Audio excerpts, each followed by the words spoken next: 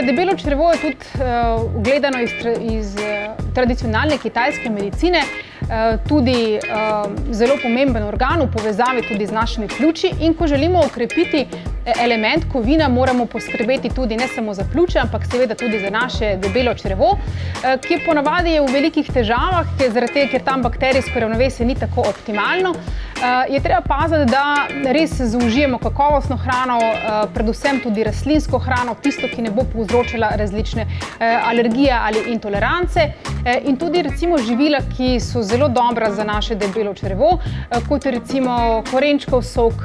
tudi sama aloe vera je izjemno dobra. Moramo paziti recimo, če imamo težave z zaprtjem, da zaužijemo tudi več vlaknin, s tem začnemo počasi, če na njih nismo navajeni, ampak če imamo ali drisko ali samo zaprtje, vlaknine so zelo dobre, tukaj lahko uporabljamo tudi prehransko dopolnilo, če ne zaužijemo dosti vlaknin prek hrane, to je psilium ali indijski trpotec. Lahko recimo pazimo, da je zadosten vnos različnih mineralov in vitaminov, ponavadi, ko imamo težave z debelim črevesjem ali ga želimo okrepiti, potem pazimo, da zaužijemo dosti živil, ki vsebujejo cink, vitamin B16, ki je ključen tudi pri recimo zaprtju, potem zadostno količino zelene, listnate zelenjave, ker tam je tudi veliko kalcija, magnezija, tudi recimo kakšnih žit ali stročnic, zaradi ne samo vlaknin, ampak tudi drugih koristnih snovi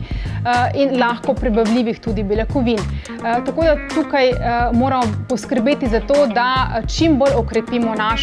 naše debelo črevo, da bi na nek način se tudi pripravili na tak način za zimo. Kalček, naravno z okusom.